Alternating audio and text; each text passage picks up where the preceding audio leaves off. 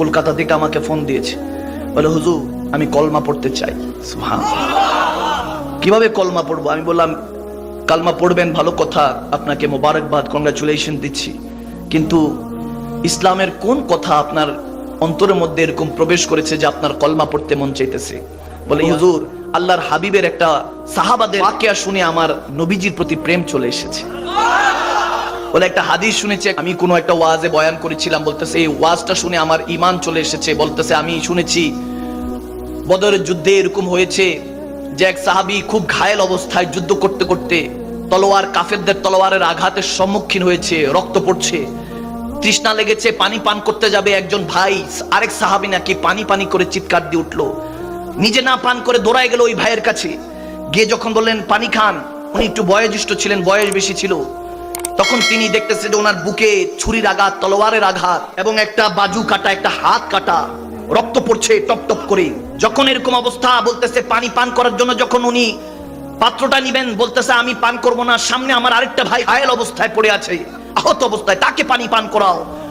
ওই প্রথম ব্যক্তি বলতেছে আমি দ্বিতীয় জনকে ছেড়ে, প্রথম জনকে ছেড়ে দ্বিতীয় জনের কাছে দৌড়াই গেলাম, দৌড়াই গিয়ে তেনাকে পানি দিব, দেখতেছি ওনার দোনো বাজু কাটা, এক পা কাটা, তারপরে তেনার দেহের মধ্যে ছুরির আঘাত, তেনাকে পানি পান করাতে যাব, তিনি বলতেছে আমাকে নয়, সামনে আরেকজন পানি পান করার জন্য অপেক্ষা করছে, তেনাকে পানি পান করাও, তেনার কাছে যাও। ওই যুবক যখন দৌড়ায় সামনে তৃতীয় ব্যক্তির কাছে গেল, গিয়ে দেখতেছে ওনার হাত পা দোনোটা কাটা, এখান দিয়ে অনেকটুকু কাটা, বুকে পিঠে তীর লেগে আছে, বিক্ষিপ্ত অবস্থায় পানি পানি আস্তে আস্তে চিৎকার দিচ্ছে। ওই যুবক কিন্তু নিজেও আহত অবস্থায় ছিল, ওইভাবে দৌড়ায় দৌড়ায় পানি জন পান করাতে গেল, উনি বলতেছে না না সামনে যাও, সামনে আমার আরেকটা ভাই আহত হয়ে পড়ে আছে, হয়তোবা তিনি মৃত্যুর সাথে পাঞ্জা লড়ছে, কিছুক্ষণ পরেই হয়তোবা আল্লাহর রাস্তায় শহীদ হয়ে যাবে, তেনাকে পানি পান করাও। ওই হিন্দু ব্যক্তিটা আমার সাথে ফোন করে সে কান্না করতে করতে বলতেছে হুজুর ওই যুবক নাকি তারপর সামনের দিকে যখন চতুর্থ ব্যক্তিকে পানি, পঞ্চম ব্যক্তিকে পানি পান করাতে গেল, সে দেখতেছে ওখানে গিয়ে উনি আরো অনেক বেশি আহত অবস্থায় ছিল। ওই লোক যখন পানির জন্য এগিয়ে গেলেন, সে মুচকি হাসি দিয়ে পানিটা ধরে বলতেছে আমাকে না, যারা আমার কাছে পাঠিয়েছে তাদের কাছে নিয়ে যাও, কলমা পড়ে ওখানেই শহীদ হয়ে গেল। পানি পান করলেন না। এরপর ওই যুবক বলতেছে আমি পঞ্চম ব্যক্তিকে ছেড়ে আল্লাহ রাস্তায় যখন শহীদ হয়ে গিয়েছে, আমি চতুর্থ ব্যক্তির কাছে দৌড়ায় এসে দেখি উনিও আল্লাহ রাস্তায় শহীদ হয়ে গিয়েছে। ইন্না লিল্লাহি ওয়া ইন্না ইলাইহি রাজিউন। যখন তিনিও শাহাদাতের জাম পান করলেন, বলতেছে হুজুর তারপরে তৃতীয় ব্যক্তির কাছে আসলো, দেখতেছে উনিও শহীদ, দ্বিতীয় ব্যক্তি প্রথম ব্যক্তির কাছে এসে দেখে তেনারাও শহীদ হয়ে গিয়েছে। ওই যুবক ওই পানি পান করলেন না, যেই পানি আমার ভাইরা পান করতে পারে নাই, সে বলতেছে আমিও পান করব না। সেই পানি রেখে আবার যুদ্ধ করতে গিয়ে ওখানে যুদ্ধ করতে করতে আল্লাহ রাসূলের মহব্বতে আল্লাহর রাস্তায় শাহাদাতের জাম পান করেছেন। ওই হিন্দু ব্যক্তিটা বলল হুজুর যারা ইসলামের জন্য এরকম করতে পারে, আল্লাহ রাসূলের মহব্বতে যারা এরকম শাহাদাতের জাম পান করে, যারা শাহাদাত বরণ করতে পারে, যাদের অন্তরের মধ্যে আল্লাহ রাসূলের প্রতি এত মহব্বত, যারা এক ভাই আরেক ভাইয়ের মৃত্যু সজ্জার জন্য পানি পান করতে পারে না, এরকম মহব্বত যাদের সিনার মধ্যে, নিশ্চয়ই সেই ধর্ম সাচ্চা ধর্ম, নিশ্চয়ই সেই পয়গম্বর সাচ্চা পয়গম্বর, নিশ্চয়ই সেই ধর্মের রব সাচ্চা রব। এজন্য হুজুর আমি কালমা পড়তে চাই। সে আমার কাছে কালমা পড়ে মুসলমান হয়ে গিয়েছে। সুবহানাল্লাহ। হেদায়েতের মালিক কে? আওয়াজ দেন মুসলমান, হেদায়েতের মালিক কে? হযরত আব্দুল্লাহ রাদিয়াল্লাহু তাআলা বিয়ের আগে মক্কা নগরীর সমস্ত নারীরা তেনার জন্য পাগল ছিল, এত সুন্দর, পাগল পারা ছিলেন। হযরত আব্দুল মুত্তালিব আমার রাসূল আরবীর দাদা জান যখন তেনার ছেলের জন্য মেয়ে খুঁজতেছে, মক্কা নগরীর সমস্ত সুন্দরী সুন্দরী নারীরা হযরত আব্দুল্লাহর দিকে তাকিয়ে শুধু ফেল করে তাকিয়ে চিন্তা করতো যদি বিয়ে করতে পারতাম, সুবহানাল্লাহ, যদি বিয়ে করতে পারতাম এত সুন্দর যুবক হয় কিনা এই ধরাতেই বিয়ে করতে পারতাম। এভাবে খুঁজতে লাগলেন সবাই, একের পর এক অফার পাঠাচ্ছে যে আমার সাথে বিয়ে বসেন, তাহলে আপনাকে এটা দিব ওটা দিব, এই সম্পত্তির মালিক বানাবো, ওই রাজ্যের মালিক বানিয়ে দিব, সর্দার বানিয়ে দিব। হযরত আব্দুল্লাহ তো তালাশ ছিলেন যে ওই ফুল, ওই নূরের কাছে যেতে হবে, যে ফুলের কাছে গেলে আমার প্রজন্ম ভালো হবে। কিন্তু তিনি হয়তো অজানা যে তেনার রেহেন দিয়ে তেনার কাছ থেকে কে আসতে যাচ্ছে, সে দো জাহানের বাদশা নবী আসতে যাচ্ছে। যখন মা আমিনার সাথে বাবা আব্দুল্লাহর বিয়ে হয়ে গেল, বিয়ে হওয়ার পরে যখন বাবা আব্দুল্লাহ মা আমিনার কপাল মোবারকে চুমু দিলেন, সমস্ত নূরটা মা আমিনার কাছে চলে গেল। সুবহানাল্লাহ। এরপর বাবা আব্দুল্লাহ যখন রাস্তা দিয়ে বের হয়, কেউ আর তাকায় না, যখন তাকাচ্ছে না তিনি জিজ্ঞেস করলেন অনেককে, এখন ব্যাপার কি, আমার বিয়ে হয়ে যাওয়ার পর কি সবার ভালোবাসা চলে গিয়েছে? বলে না, আপনার কপালের মধ্যে একটা নূর চমকাতো, ওই নূরটা এখন ট্রান্সফার হয়ে গেছে মা আমেনার কাছে। সুবহানাল্লাহ বলেন, সুবহানাল্লাহ। ওখান থেকে অনেক কিছু শিকার আছে। মা আমিনা রাদিয়াল্লাহু তাআলা আনহা তিনি বলেন রাহমাতুল লিল আলামিন, আমার আওলাদ অর্থাৎ মুহাম্মদ আরবি সাল্লাল্লাহু আলাইহি সাল্লাম যখন দুনিয়াতে আসেন, বলে এমন ভাবে নুরানি ভাবে আলোকিত হয়েছে যে আমি ওই আলোটা শাম দেশ পর্যন্ত দেখতে পাচ্ছিলাম। সুবহানাল্লাহ, আমার নবীর নুরানি আলোতে। তো যারা আমার নবীর এই শানগুলি নিয়ে ইখতিলাফ করেন, তেনাদেরকে বলবো যে হুদাল্লিল মুত্তাকিন, মুত্তাকিন ওলি আল্লাহদের কাছে গিয়ে বসেন, সমস্ত কিছু আপনার কাছে পরিষ্কার হয়ে যাবে। ঠিক না, ঠিক না? নিজেদের দারিদ্রতা পেরেশানি নিয়ে কত পেরেশান হয়ে যায়, অথচ আমার নবীর মতো দুঃখী কেউই ছিল না। এত ইমতিহান রব্বুল আলামিনের আর কোন নবী দেন নাই যেই ইমতিহান আমার দয়াল নবী মুস্তাফা দিয়েছে। সুবহানাল্লাহ। একটা বার যখন দুনিয়াবি পেরেশানি পড়েন, মদিনাওয়ালার কথা স্মরণ করবেন, রসুল আরবির কথা স্মরণ করবেন, দেখবেন দুঃখ জানালা দিয়ে পালিয়ে গিয়েছে। যে রসুল আরবি যিনি সমস্ত কুল কায়নাতের জন্য রাহমাতুল লিল আলামিন হয়ে এসেছেন, তিনি কত কষ্ট করেছেন, উম্মতের জন্য কত কষ্ট করেছেন। তেনার বাচপান যদি শৈশব দেখেন কত কষ্টের ছিল। তেনার মাও ইন্তেকাল করলেন, বাবাও ইন্তেকাল করলেন 6 মাসের মাথায়। মার কাছেও বেশি দিন থাকতে পারলেন না। দুধ মা যেটাকে বলা হয়, হালিমা সাদিয়া রাদিয়াল্লাহু তাআলা আনহা, তেনার কাছে শৈশব কৈশোর কাটে। তারপর ওই দিকেও বেশি দিন থাকতে পারেন নাই, তখন দাদার কাছে কিছুদিন কাটে, শেষের দিকে তিনার চাচার কাছে নিজের জীবনটা কাটে। এভাবে রসুল আরবির দিনগুলি আল্লাহ পার করছিলেন। আর মদিনাওয়ালাকে এই দিক নির্দেশনা এবং এই সুন্দর শৈশব এবং কৈশোরটা দান করেছেন কে? আওয়াজ দেয় না কে? আমার রসুল আরবি এমন জামানায় এসেছেন, যদি আপনাদেরকে একটু ডিটেলসে বলি আপনারা অবাক হয়ে যাবেন। এমন জামানায় এসেছে যে জামানা এখন বর্তমানে দেখা যায়। আমার নবী বলেছেন শেষ জামানাটা ফিতনা ফাসাদের জামানা, সমস্ত নবীদের ফিতনা ফাসাদের জামানা, আমার শেষ জামানা কার মানাবে? নাউজুবিল্লাহ। আমরা সেই জামানায় বসেছি, আমরা সেই জামানায় আছি। ভাইরা আমার, বাবারা আমার, আমি আপনাদেরকে ভালোবাসা, রসুল আরবি যেই ভালোবাসাটা শিখিয়েছেন সেটা আপনাদেরকে বোঝাবার চেষ্টা করছি।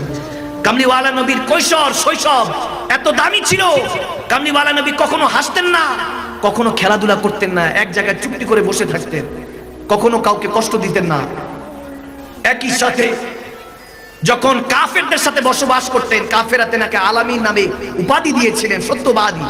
কিন্তু যখন এক আল্লাহ দাওয়াত দিয়েছেন, তখন আর রসুলকে মানতে চায় নাই। তো আবু জাহেলের কাছে কেউ একজন জিজ্ঞেস করেছিল যে মুহাম্মদ আরবি যেই কথাগুলি বলছে, আল্লাহর দাওয়াত দিচ্ছে, ইসলামের দাওয়াত, এটা সত্য না মিথ্যা? আবু জাহেল বলতেছে, এই বান্দা তুমি কি বলো? মুহাম্মদ আরবি কখনো মিথ্যা বলতে পারে না। সুবহানাল্লাহ বলে। আবু জাহেলের আকীদা বলতেছে মুহাম্মদ আরবি কখনো মিথ্যা বলতে পারে না, তেনার জুবান দিয়ে কখনো মিথ্যা বের হয় নাই, নিশ্চয় তিনি সত্য বলছে। এক আল্লাহর ইতাআতের মধ্যেই জান্নাত নিহত, শান্তি নিহত, আর বাকি সব জাহান্নামী আমরা। কিন্তু তার গোলামি করলে যদি আল্লাহর একাত্মবাদ মেনে দেই, তাহলে তো মুহাম্মদ আরবিকে নেতা মানতে হবে। এই অহংকারের কারণে তেনাকে নেতা মানছি না। সুবহানাল্লাহ বলে। আকীদা এটা ছিল যে রসুল আরবি সত্য, তারপরে রসুলকে মানে নাই। ঠিক না? এখনো সমাজে এরকম দেখা যায়, আল্লাহ মানি কিন্তু রসুলের দরকার নাই। আছে কি নাই? আওয়াজ দেন, আছে কি নাই? আছে। ইবাদতে কাটিং সাটিং করে, মহব্বতে, আল্লাহর হাবিবের মহব্বতে কাটিং করে।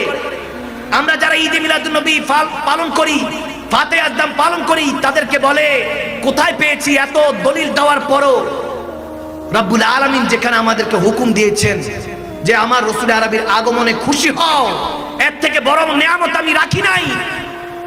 আমার নবী তোমাদেরকে নামাজ দিয়েছে, ইবাদত দিয়েছে, এমনকি রহমান রব্বুল আলামিন দিয়েছে। তোমরা তো কাফের মুশরিক হয়ে থাকতা, বেদিন হয়ে থাকতা, রাহমাতুল লিল আলামিনের কদম পড়ার কারণে আমরা দামি হয়েছি। সে নবীর আগমনকে আমরা অস্বীকার করি।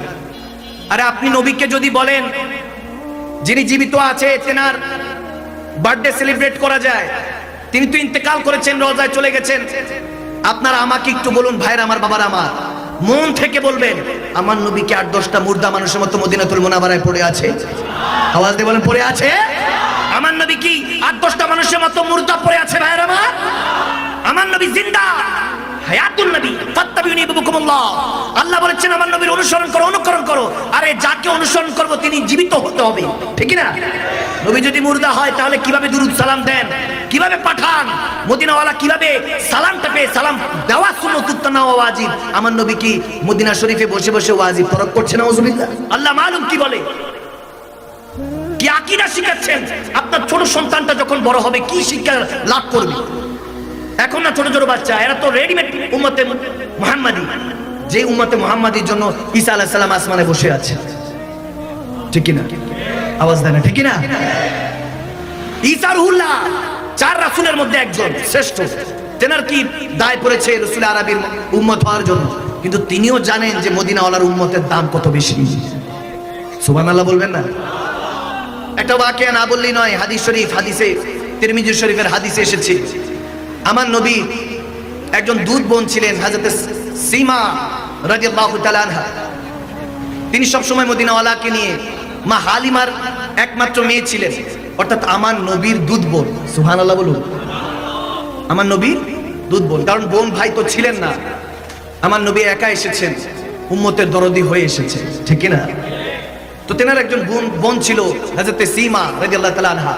ছোটবেলায় সব বোনেরা তো তার ভাইয়ের প্রশংসায় মত্ত থাকে, প্রশংসায় পঞ্চমুখ থাকে, ঠিক না? প্রশংসা করতে থাকে, দেখো আমার ভাই কত সুন্দর, কত সুন্দর তার হাসি।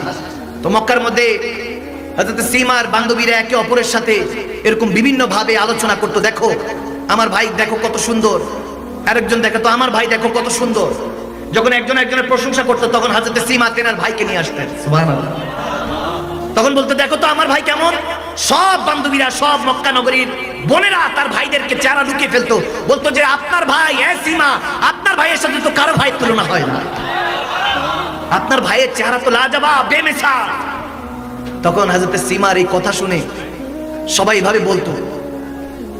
তো মক্কা নগরীর সময় ছিল, বয়স হয়েছে, হযরত সীমার বিয়ে হলো, তিনি চলে গেলেন আরেক রাজ্যে, আরেক দেশে চলে গেলেন তেনার স্বামীর সাথে, হাজবেন্ডের সাথে।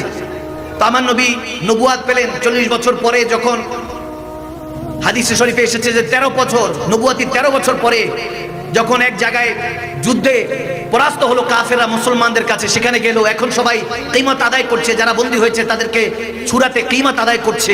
তখন ওই কাফের মুশরিকরা প্রত্যেকের ঘরে ঘরে যাচ্ছে, ওই কাবিলার। তখন ওই ঘরে যাওয়ার পরে এক খাতুনকে বলছে যে আপনার কাছ থেকে এত টাকা আসছে, আপনি এত টাকা দিলে বাকিদেরকে ছুটাতে পারবো। ওই খাতুন বলছে যে কারা আক্রমণ করেছে আমাদের কাবিলার উপর? বলে মুসলমানরা আক্রমণ করেছে, তারা জিতেছে। বলে ওই কাবিলার নেতা, ওই মুসলমানদের নেতাকে? বলে ওই নেতার নাম হলো মুহাম্মদ আরবি সাল্লাল্লাহু তাআলা আলাইহি সাল্লাম। সুবহানাল্লাহ বলো। বলে বলো কি তিনি? বলে কোনো সমস্যা নেই, আমাকে নিয়ে চলো, তেনার কাছে নিয়ে চলো, কোনো সমস্যা নেই। বলে কি বলছেন? আমরা তো কেউ ভয় যাচ্ছি না, মুসলমানরা কত তেজস্বী, শক্তিশালী, তারা এমন ভাবে হুঙ্কার দিয়েছে যে আমরা হারতে বাধ্য হয়েছি, তাদের সাথে মনে হয় কুদরতি ক্ষমতা আছে। সুবহানাল্লাহ বলে। তো যখন গেল আমার নবী তাঁবুর সামনে, আমার রাসূল আরবি সাহাবারা দাঁড়িয়ে আছেন প্রহরী হয়ে। যখন ওই খাতুন হযরত সীমা প্রবেশ করছেন, আটকে দিলেন, এই খাতুন বেগম দাঁড়িয়ে যান, জানেন না ভিতরে কে আছে? এই তাঁবুতে, এই খায়মার মধ্যে প্রবেশ করতে হযরত জিবরিল আমিনও অনুমতি নিয়ে তারপর প্রবেশ করে। আপনি কোথায় যাচ্ছেন? বলে যে আমার পথ ছেড়ে দেন। দেখবেন আপনদের সাথে আবদারটা বেশি চলে, ঠিক না? আপনদের সাথে আবদারটা বেশি চলে, কারণ আপনরা বুঝে যে মহব্বতটা, মনের কথাগুলি, ঠিক না? তো যখন সাহাবায়ে কেরামরা আটকে দিল, বলতেছে পথ ছাড়ুন, আপনি জানেন না ভিতরে কি আছে? আপনাদের জন্য তো, মুসলমানদের জন্য আপনাদের নেতা, আপনাদের পেগম্বর, কিন্তু ভিতরে আমার ভাইজান রয়েছে। সুবহানাল্লাহ। আমি তেনার বোন। তখন সাথে সাথে সাহাবায়ে কেরামরা চোখটা নিচু করে বলতেছে, ইয়া সাইয়্যিদা, আপনি ভিতরে প্রবেশ করুন। সুবহানাল্লাহ বলে। আল্লাহু আকবার। মা বোনদের কত ইজ্জত দিয়েছে। যদি এরকম হতো, মা বোনদের ইজ্জত না দিত, তাহলে সাহাবায়ে কেরামরা এত ইজ্জত করতো না, ঠিক না? যখন ভিতরে ঢুকলো, আমার নবী তেনার বোনকে দেখে ছোট্টবেলার কথা মনে পড়ে গেল, মুচকি হাসি দিলেন, বলেন আপু জান, সালাম দিয়ে বললেন আপনি এখানে? বলে আপনাকে তো এখন ভাইজান বলতে ভয় হচ্ছে, আপনি তো এখন পেগম্বরে মুহাম্মদ সাল্লাল্লাহু তাআলা আলাইহি সাল্লাম, আপনি তো আল্লাহর পেগম্বর, আল্লাহর হাবিব। কিন্তু ভাইজান আপনার হয়তোবা দুলাভাই সম্বোধন করেছে যে আপনার দুলাভাই, আমার হাজবেন্ড বন্দি পড়েছে, এবং এই কাবিলার অনেকে বন্দি পড়েছে যারা বেগুনা মাসুম, তাদের কোনো দোষ নেই, যারা কাফের ছিল তারা নিহত হয়েছে। আমার নবী কথা শোনার সাথে সাথে উঠে গিয়ে সাহাবায়ে কেরামদের উদ্দেশ্যে বলেন যে এই সাহাবারা, তোমাদের কাছে সবসময় পারমিশন নেই, আজকে কোনো পারমিশন নিব না, কারণ আমার বোন এসেছে, আমি সবাইকে রেহাই করে দিলাম, আজাদ করে দিলাম, সবাইকে ছেড়ে দাও। সুবহানাল্লাহ, ছেড়ে দিলে। তুমি থাকতেই জনম যদি নিতাম, হয়তো তোমার দিদারে রোজে পেতাম। এটা আমি গুনাহগার অনেক বছর আগে লিখেছি, শুনবেন? আওয়াজ আসে না? আরে জোরে। তুমি থাকতে জনম যদি নিতাম, হয়তো তোমার দিদারে রোজে পেতাম, সবাই হয়তো তোমার, জোরে হয়তো তোমার দিদারে। তুমি আসতে আমারি জানাজাতে, তুমি আসতে আমারি জানাজাতে, তুমি থাকতেই আমি যে মরে যেতাম, হয়তো তোমার দিদারে রোজ পেতাম, আতা হয়তো তোমার।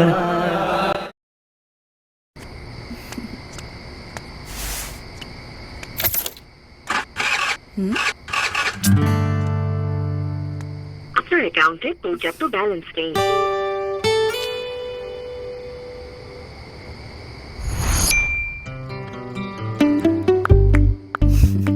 যে কোনো প্রয়োজনে মুহূর্তে ইমার্জেন্সি ব্যালেন্স মাইবিএল অ্যাপ থাকতে আর কি লাগে। রোজ পেতাম, আতা হয়তো তোমার, ধুলি হতাম তোমারই চলার পথে। সুবহানাল্লাহ, সুবহানাল্লাহ। ধুলি হতাম হয়তো তোমার চলার পথে, তোমার নালাইন আমি যে চুমু খেতাম, হয়তো তোমার দিদারে রোজ পেতাম, হয়তো তোমার। এই জন্যই তো কোনো এক শায়ের বলেছিল, তেরা কাম তেরে গীত গাওয়া या रसूल अल्लाह, तेरा मिलाद में क्यों ना मनावा या रसूल अल्लाह। हलीमा कर कभी देखे कदी सरकार नो वेखे, मैं कहरी से जो तेरे दई सजावा या रसूल अल्लाह, तेरा मिलाद में क्यों ना मनावा या रसूल अल्लाह, या रसूल अल्लाह। पुकारो या रसूल अल्लाह, पुकारो या रसूल अल्लाह, पुकारो ला, तेरा मिलाद में क्यों ना मनावा या रसूल अल्लाह। শুনেছি ওই মদিনাতে আপনি সদাই কাঁদছে, শুনেছি ওই মদিনাতে আপনি সদাই কাঁদছেন, আমাকে নেন ডেকে নেন, নেন ডেকে নেন ইয়া রাসূলুল্লাহ, আপনার দিদার পাবো ধন্য হব ইয়া রাসূলুল্লাহ। মদিনা যাবো আমি, যাবো আমি ইয়া রাসূলুল্লাহ, মদিনা যাবো আমি ইয়া রাসূলুল্লাহ, আপনার দিদার পাবো ধন্য হব, আপনার দিদার পাবো ধন্য হব